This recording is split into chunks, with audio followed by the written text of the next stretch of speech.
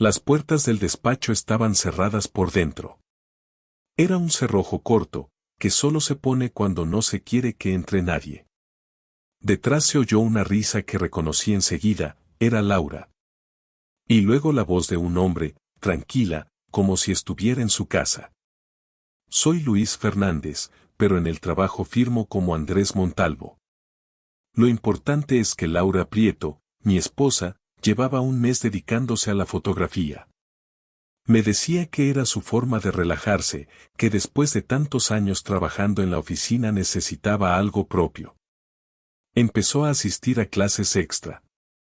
Me decía que se quedaba 1 o 2 horas más, y yo lo aceptaba porque, según ella, el profesor Iván Calderón era exigente y la obligaba a estudiar de verdad. No me cuadraba que no entregara nada. En casa no había trabajos impresos, ni archivos exportados, ni fotos seleccionadas. Nada. Una noche le pregunté y Laura respondió que aún no estaba lista para mostrar lo que estaba haciendo. Entonces recibí el primer golpe. Empecé a fijarme en los detalles. Un día se fue con un jersey ajustado, que casi nunca lleva a clase. Otro día se peinó y se puso perfume antes de salir. Se lo señalé medio en broma, y Laura me miró y me dijo que, como salía de casa, quería estar guapa. La segunda señal fue el móvil. Antes lo dejaba sobre la mesa sin prestarle atención. De repente, siempre lo llevaba consigo, incluso al baño. Una noche, mientras yo lavaba los platos, su teléfono vibró. Vi cómo su mano bajaba rápidamente para tapar la pantalla. Fue un gesto rápido y automático. No me dijo nada. Y luego apareció la historia del estudio.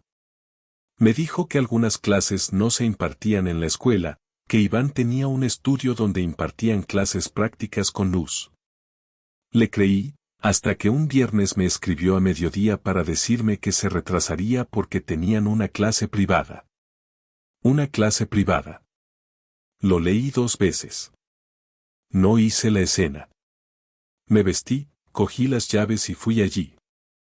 El estudio estaba en un bajo, con una persiana metálica y un timbre pequeño. Yo llegué y vi que la persiana estaba a medio bajar.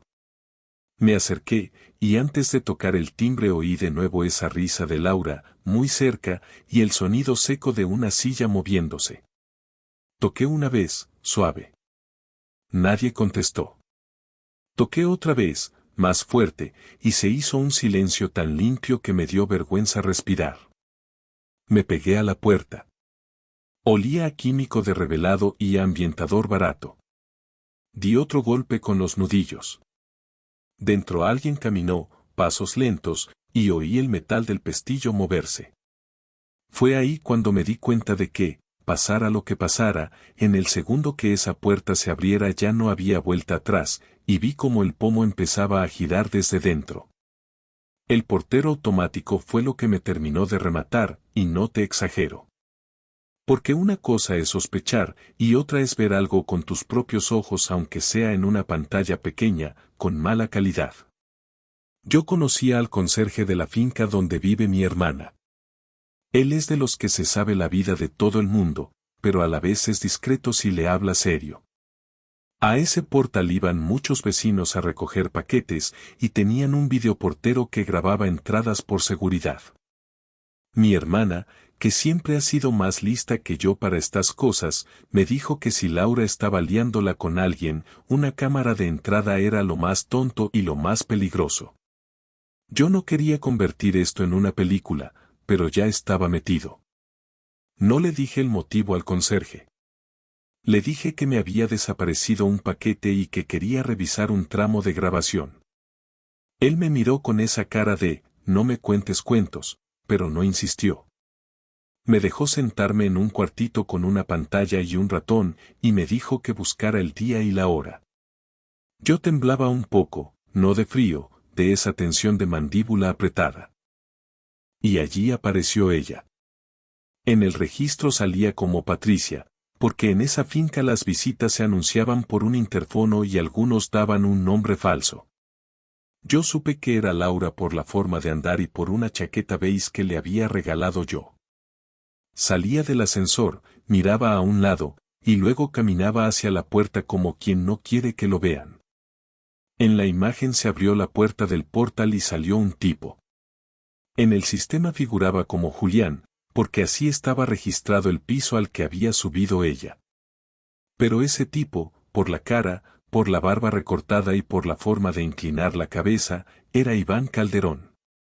Yo lo había visto en la web de la escuela, en fotos de profesor moderno, de los que se hacen los cercanos. El mini golpe no fue verlo. Fue lo que pasó después. Laura, o Patricia, se quedó en el umbral, él le dijo algo que no se oía, y se acercaron. No fue un saludo de amigos. Fue un beso claro, sin prisas, con una mano de él en la cintura de ella. En ese momento noté que se me aflojaban las piernas y tuve que agarrarme a la mesa. Me sudaron las palmas y empecé a respirar por la boca, como si me faltara aire. El conserje me preguntó desde la puerta si estaba bien. Yo asentí sin mirarlo. Le di al retroceso y lo volví a ver, porque el cerebro hace eso, necesita confirmación aunque duela. Lo repetí 2 veces más, y a la tercera me dio asco de mí mismo. Paré el video y me quedé mirando la pantalla negra. Me dolía el cuello de tener los hombros tensos. Luego vino lo peor, la parte que sube la apuesta. Revisé otros días, al azar, y salió más de lo mismo. No todos, pero suficientes.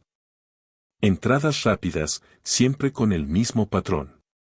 Ella subía, se quedaba 1 hora, 2, a veces 3, y luego bajaba con la cara encendida, ajustándose el pelo en el espejo del ascensor.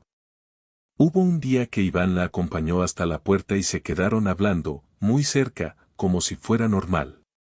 Otro día ella salió con una bolsa de una tienda de lencería, y yo me quedé mirando ese detalle como si me hubieran escupido en la cara. No vi nada explícito, pero esa bolsa no estaba allí por arte de magia. Salí de ese cuartito con las rodillas raras. En la calle me temblaba el pulso al encender un cigarro, y yo casi no fumo. Me metí el móvil al bolsillo y noté que estaba grabando el video, porque había hecho una copia con permiso del conserje, o al menos con su mirada de, ya sé para qué es esto. Me fui a casa con un plan y a la vez sin ninguno. Por el camino me dolía el estómago, como si hubiera comido piedra.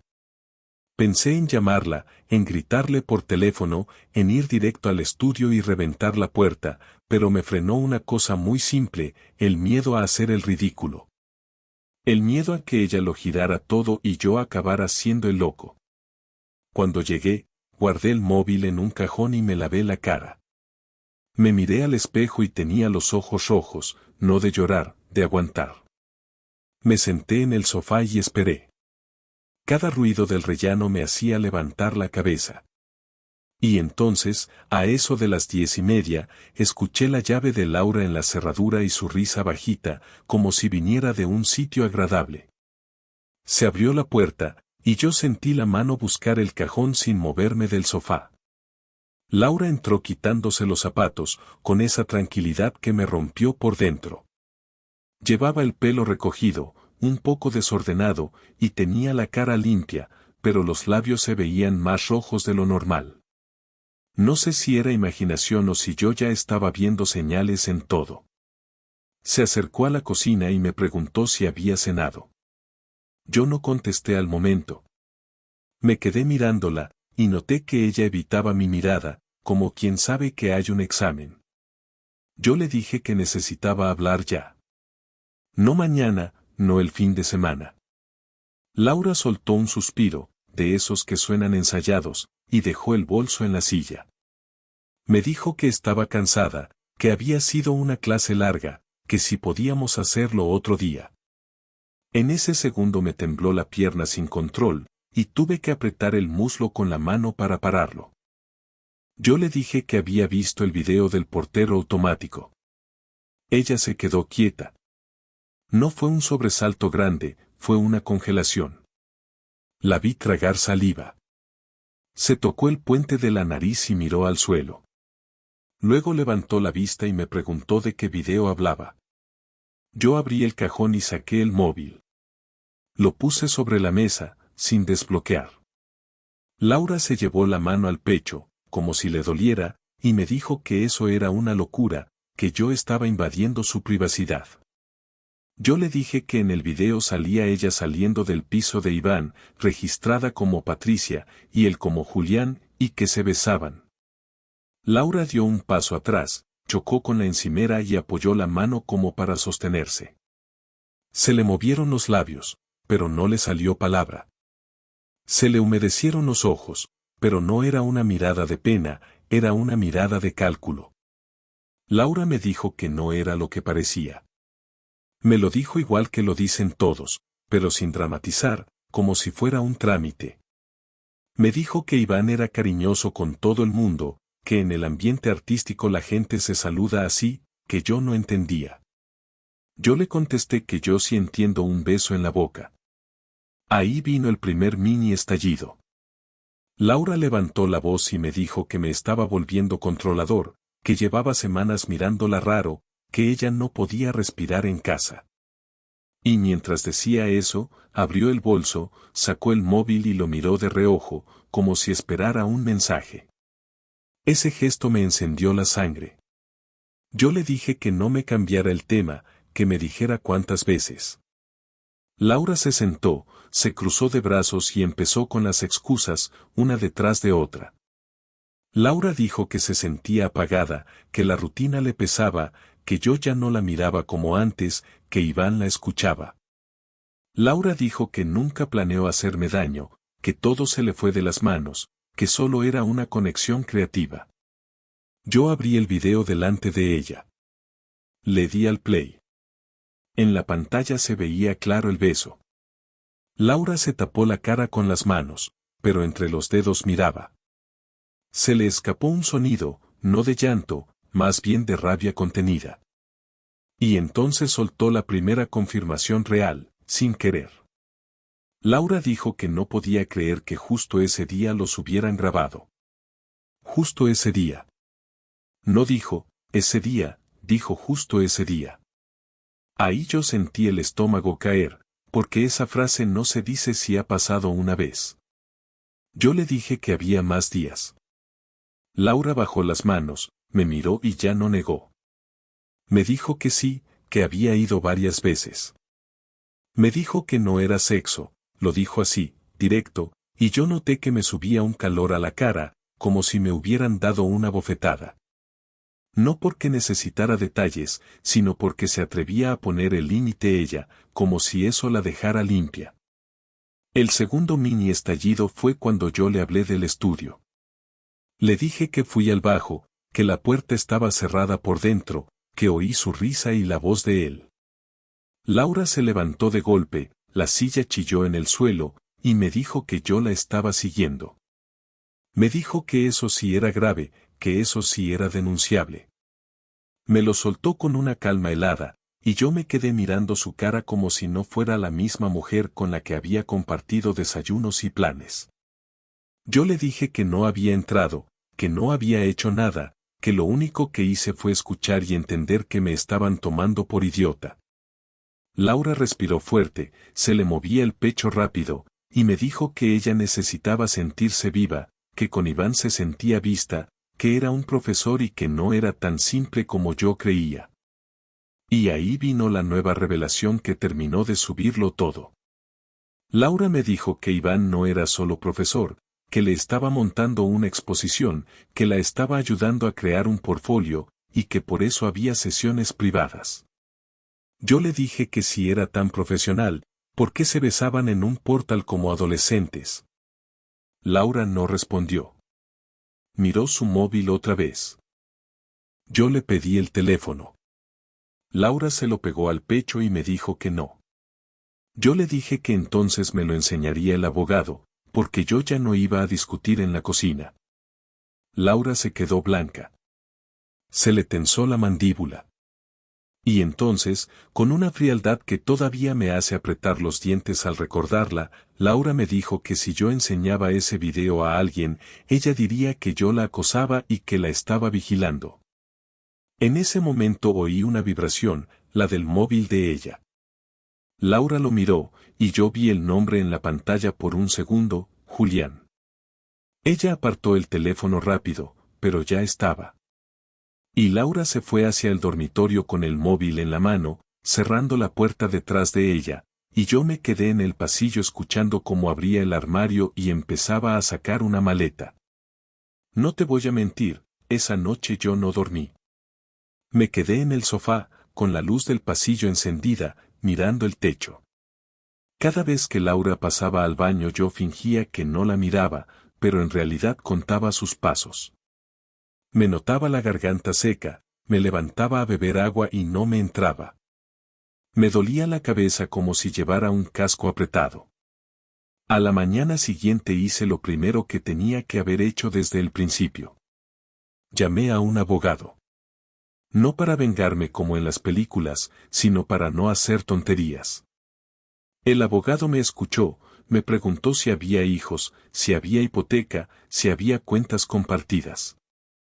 Me dijo que respirara, que guardara pruebas, que no tocara su móvil, que no cambiara cerraduras por mi cuenta, que todo lo hiciera con cabeza. Mientras hablaba, yo apretaba un bolígrafo hasta que me dejó una marca en el dedo. Mi venganza fue legal y fue fría. Ese mismo día abrí una cuenta a mi nombre y moví mi nómina allí. No dejé a Laura sin un euro, porque eso se vuelve contra ti. Dejélo justo en la cuenta común para gastos básicos y recibos, y lo demás lo aparté. Cancelé la tarjeta adicional que ella llevaba, la que estaba a mi nombre. Puse límite bajo en la tarjeta común. También pedí un informe de movimientos del último mes. Cuando lo vi, me dio un vuelco. Había pagos repetidos en una web de alquiler de estudio, y no era barato. Laura estaba pagando horas en ese bajo, con el dinero de los dos, mientras me decía que iba a clase.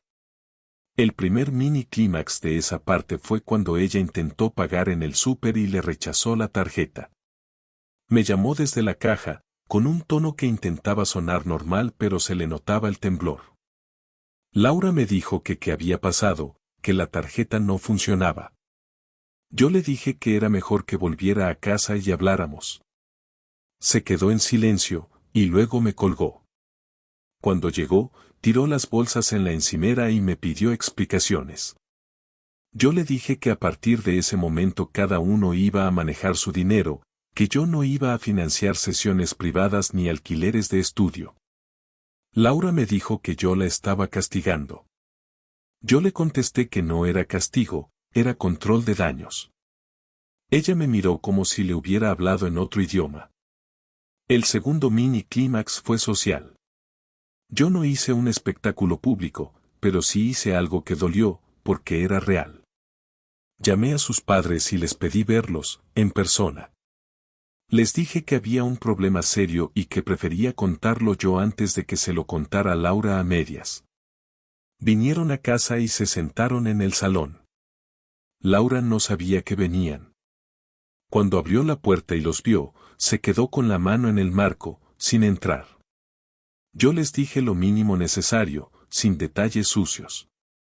Les dije que Laura tenía una relación con su profesor de fotografía, Iván Calderón, que yo tenía pruebas de entradas y de un beso, y que yo iba a iniciar una separación. La madre de Laura se llevó una mano a la boca. El padre se quedó serio, con los ojos clavados en el suelo, como si estuviera buscando un punto donde apoyarse. Laura se enfadó conmigo, pero lo que le dolió fue que por primera vez no controlaba el relato. La tercera parte de la venganza fue la que afectó a Iván. No le fui a pegar ni a gritar. Presenté una queja formal en la escuela donde daba clase. Lo hice con el abogado revisando cada palabra. No dije que hubiera delito. Dije que había una relación impropia entre profesor y alumna, que había uso del estudio con fines personales, y que existían pruebas de encuentros fuera del contexto académico. Adjunté capturas de registros del portal, sin datos sensibles de terceros. Fue suficiente para que la dirección de la escuela tuviera que abrir un expediente interno. Y ahí vino el giro que yo no esperaba. Iván me escribió. No por correo oficial, por un número desconocido. Me decía que estaba arruinando su vida, que todo era consensuado, que Laura era mayor de edad, que yo era un resentido. Yo no respondí. Le pasé el mensaje al abogado. A las 2 horas, Iván me llamó otra vez. Yo no lo cogí. Esa noche Laura llegó a casa con una energía distinta. Se le veía la cara hinchada, como si hubiera llorado o como si no hubiera dormido.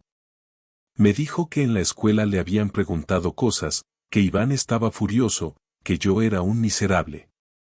Yo le dije que yo no había ido a por él, había ido a por la verdad. Laura me empujó el pecho con la mano, sin fuerza, pero con rabia, y me dijo que si seguía así me iba a arrepentir. Y el último mini clímax, el que me dejó el cuerpo tieso, fue cuando tocaron al timbre a las 11 de la noche. Yo fui a abrir pensando que sería un vecino, y era un hombre que yo no conocía, bien vestido, con una carpeta en la mano. Me dijo mi nombre completo, Luis Fernández, y me preguntó si yo era también Andrés Montalvo. Yo asentí, sin entender. El hombre me dijo que traía una notificación y que necesitaba mi firma.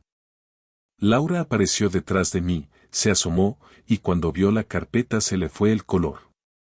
El hombre me pidió que firmara, y Laura empezó a decir mi nombre en voz baja, como si me estuviera avisando de un golpe que venía. La notificación no era una denuncia, era una citación de conciliación por parte de la escuela.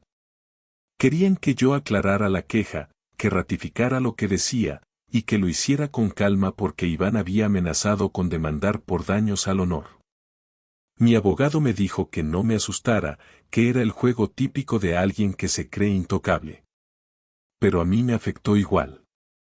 Esa noche noté que me temblaban las manos al lavarme los dientes. Me miré al espejo y vi ojeras marcadas, la piel más gris. En esos días pasé de la rabia a otra cosa más pesada. No era tristeza romántica, era cansancio físico. Me costaba comer. Me sentaba a trabajar y me quedaba mirando el cursor en la pantalla, sin avanzar. A veces me daba por ordenar armarios, por doblar camisetas con precisión, como si el orden en tela me arreglara el desorden en la cabeza. Laura estaba en casa, pero era como una invitada hostil. Cruzábamos el pasillo y chocábamos con los hombros sin pedir perdón. La última conversación no fue una charla tranquila, fue una mezcla rara de tensión y resignación. Fue un domingo por la tarde. Yo preparé café y lo dejé en la mesa, como un gesto absurdo de normalidad. Laura se sentó enfrente y no lo tocó. Tenía las manos metidas entre las rodillas, apretándose los dedos. Yo le dije que teníamos que decidir qué iba a pasar. Laura me dijo que ella no quería divorciarse de golpe, que quería tiempo, que todo se había descontrolado. Yo le dije que el tiempo ya lo había tenido, que el mes entero había sido tiempo, y lo había usado para mentirme. Laura bajó la mirada y me dijo que ella no se había sentido querida. Mientras lo decía, se frotaba el antebrazo, como si tuviera frío. Yo le dije que no me vendiera eso, que yo había estado allí, que la había apoyado con lo de la fotografía, que hasta le compré la cámara. Laura respiró hondo y soltó algo que me cortó. Laura dijo que la cámara se la enseñó a usar Iván, que Iván la entendía, que Iván le decía cosas que yo ya no decía. No fue una frase dramática. Fue simple. Y por eso dolió más. Sentí un pinchazo en la garganta y tuve que tragar saliva lento. El primer mini clímax de esa conversación fue cuando le pedí que me dijera si seguía viéndolo. Laura me dijo que sí, pero que no como antes, que ahora era complicado. Esa respuesta me dejó con una especie de zumbido en el oído. Yo le dije que entonces no había nada que hablar, que si todavía lo veía, yo no iba a quedarme en casa haciendo turnos de dignidad. Laura se levantó y empezó a caminar alrededor de la mesa, sin rumbo. El segundo mini clímax fue cuando le pregunté por qué usaba nombres falsos, Patricia y Julián. Laura se paró en seco y me dijo que Iván se lo pidió por discreción, que él tenía miedo de que lo descubrieran, que era por su trabajo. Yo le dije que era por su culpa, por su carrera, por su piel, y que a mí me usaban de pantalla. Laura se apretó los labios y dijo que ella no era una mala persona. Yo no contesté con palabras. Me limité a sacar el informe de gastos y ponerlo sobre la mesa. Laura lo miró y se le tensaron los hombros. Ahí llegó la nueva decisión que subió el peso emocional. Yo le dije que el abogado ya tenía preparado el escrito de separación, que no era una amenaza, era un paso.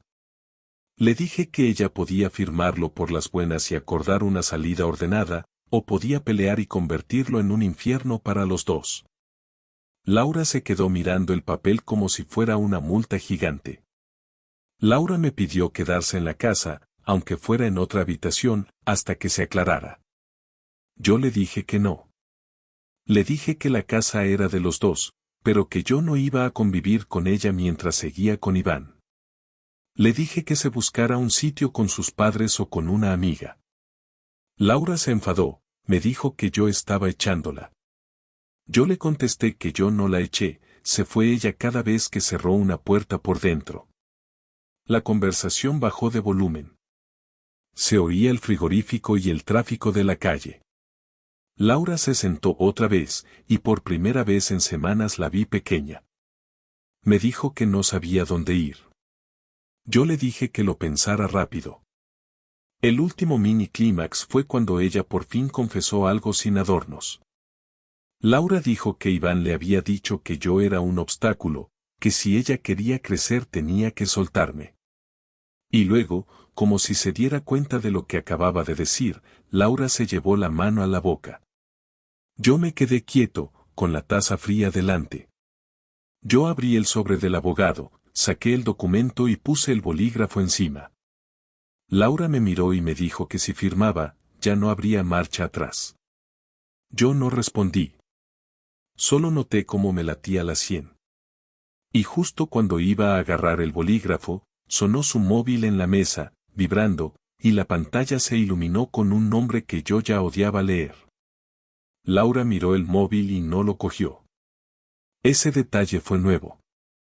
Se quedó con la mano a medio camino, como si el cuerpo le pidiera contestar y la cabeza le dijera que si lo hacía, era el final definitivo. Yo tampoco hablé. Me quedé mirando el bolígrafo, esperando a ver qué tipo de persona iba a ser ella en ese minuto. Laura respiró fuerte, agarró el móvil y lo apagó. No lo silenció, lo apagó. Luego se sentó y me dijo que estaba bien, que firmaría. No lo dijo llorando, lo dijo como quien acepta que ha perdido una discusión larga. Yo sentí algo raro, no alivio, más bien un vacío limpio, como cuando terminas de cargar una caja pesada y de repente no hay nada en las manos. Firmamos. Yo firmé con mi nombre, Luis Fernández, y también con la firma que uso en el trabajo, Andrés Montalvo, porque el abogado me lo pidió para que no hubiera líos con cuentas y contratos. Laura firmó como Laura Prieto. En ese momento me fijé en su pulso. Le temblaba la punta del bolígrafo. Hizo una firma fea, apretada, sin su estilo habitual. 2 días después, Laura se fue a casa de sus padres con una maleta y 2 cajas. Antes de cerrar la puerta, se quedó un segundo en el rellano, mirando dentro, como esperando que yo dijera algo que lo cambiara todo. Yo me quedé apoyado en el marco, sin moverme. Noté un picor en la nariz y el ojo derecho me lagrimeó, pero no hice el gesto de limpiarme delante de ella. Laura bajó las escaleras y no miró atrás. Cuando oí el portal cerrarse, me temblaron las piernas y tuve que sentarme en el suelo del pasillo, con la espalda contra la pared. Me quedé así unos minutos, oyendo solo mi respiración. Lo de Iván se resolvió más rápido de lo que yo creía. La escuela abrió expediente y, sin entrar en detalles, le suspendieron temporalmente. No fue un castigo eterno, pero sí lo suficiente para que le doliera donde le importaba, en la reputación y en el dinero. Además, apareció otra capa que yo no sabía. Iván tenía pareja, una novia de años, y se enteró por el rumor. Ella fue a la escuela, montó un escándalo controlado, de los que no salen en redes pero se quedan en pasillos. Iván intentó arreglarlo conmigo a través de mensajes, bajando el tono, pidiendo que yo retirara la queja. Mi abogado contestó por mí. Fin. Laura me escribió varias veces en la primera semana. No para volver, sino para negociar cosas pequeñas, quien se quedaba con qué hacíamos con ciertos recibos, cuando recogería más ropa. Yo respondí sin veneno. Me sorprendí a mí mismo. No era perdón, era cansancio. Había días que me despertaba con el cuerpo tenso, como si hubiera dormido peleando. Me duchaba y me quedaba un rato con el agua cayendo en la nuca, mirando los azulejos. Un sábado quedé con ella para firmar el acuerdo de medidas provisionales. Fue en un despacho, con el abogado delante. Laura llegó con la cara más delgada, sin maquillaje. Cuando me vio, bajó la mirada y se tocó el anillo, que ya no llevaba puesto. Ahí me dio un golpe corto en el pecho. Me apreté el borde de la silla con los dedos, para no hacer gestos raros. Firmamos lo que tocaba. Al salir, Laura me dijo que lo sentía. Lo dijo bajito. Yo la miré y solo pude decirle que ya estaba, que no siguiera. Porque si empezaba, no sabía si me saldría un grito o una frase triste. Sobre Julián y Patricia, esos nombres se quedaron como una broma amarga en mi cabeza. Me di cuenta de que cuando alguien necesita inventarse un nombre para hacer algo, es que ya sabe que está mal. No hace falta un juez para entenderlo. Ahora, a finales de este mes, la casa se siente grande y rara, pero también tranquila. He quitado del salón la estantería de sus libros de fotografía, he guardado la cámara en una caja que le daré cuando cierre el último trámite. He cambiado mi rutina. Cocino para mí, pongo la radio baja, salgo a caminar por la noche sin mirar el móvil cada 2 minutos. A veces me viene un pensamiento tonto, una escena, el portal, el beso, la puerta cerrada por dentro. Se me tensa la mandíbula, me doy cuenta, aflojo, y sigo. Lo que me espera es simple y no es épico. Repartir cosas, terminar papeles, aprender a estar solo sin hacerme el valiente. Y también aprender a no vigilar a nadie, porque esa parte me dejó asco. Si algún día vuelvo a confiar, será porque la persona que tenga delante no me obligue a convertirme en detective de mi propia casa. Eso es lo único que tengo claro, y te lo digo como te lo diría tomando un café contigo, sin drama, solo con la certeza de que yo no quiero volver a sentir el pomo frío de una puerta cerrada por dentro.